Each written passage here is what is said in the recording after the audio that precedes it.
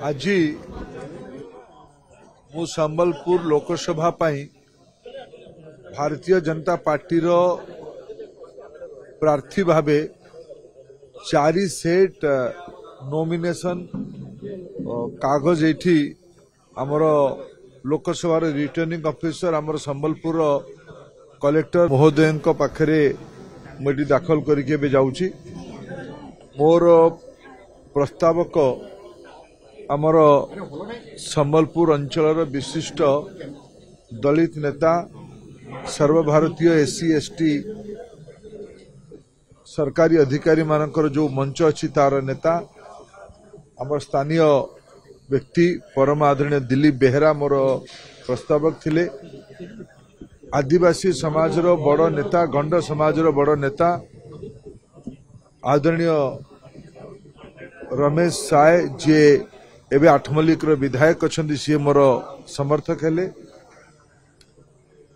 आमर देवगढ़ जिलार विशिष्ट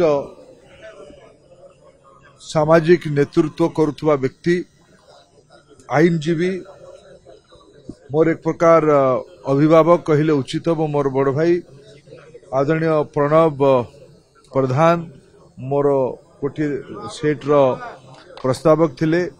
सर्वोपरि मोर मातृ सदृश्य संबलपुर अंचल जड़े सुनाम धन्य अवसर प्राप्त शिक्षिका आदरणीय कुमकुम नंद भी मोर प्रार्थीपत्र रे प्रस्तावक थिले। मोर सह आमर दलर सबु वरिष्ठ नेतृमंडली आदरणीय जयनारायण मिश्र आदरणीय गिरीश पटेल नाउरी नायक संजीव साहू सुभाष पाणिग्राही रवि नायक अगस्ती बेहेरा ये सबु बंधु माने मो सह आज नॉमिनेशन दवापाई आमर राज्यर पूर्वतन सभापति समीर महांती तथा आमर सबु वकिल बंधु माने मो सह एठी आज नामांकन दाखल उपस्थित थिले। हजार हजार संख्यार आज मोर शुभेच्छु समर्थक नरेंद्र मोदी को भल पाउथुबा ओडिया समाज प्रति प्रतिबद्धता रखुथुबा हजार हजार आज आमर नागरिक माने मां समलेई आशीर्वाद नहीं कि आम समस्ते शोभा यात्रा करके कचेरी पर्यंत आसथिलु।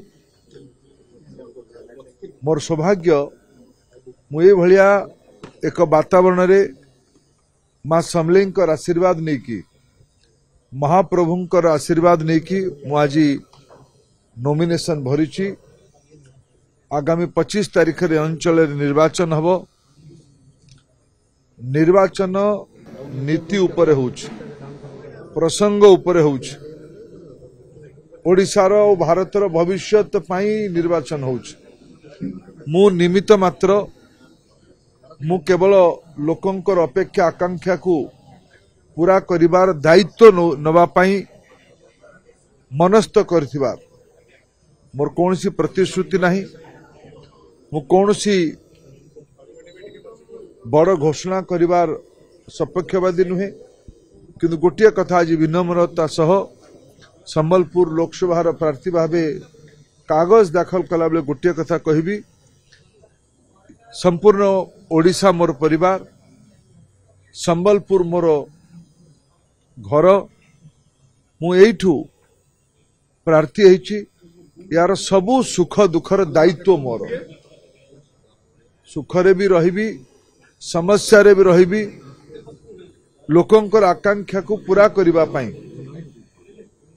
जिला प्रशासन हो राज्य प्रशासन हो केंद्र सरकार हुंतु किंबा संबलपुर मान मर्यादा को वैश्विक स्तर नवा पाई जो पदक्षेप नवा पाई आवश्यकता हबो तार विनम्र सह मु ताकू दायित्व नेबी। ये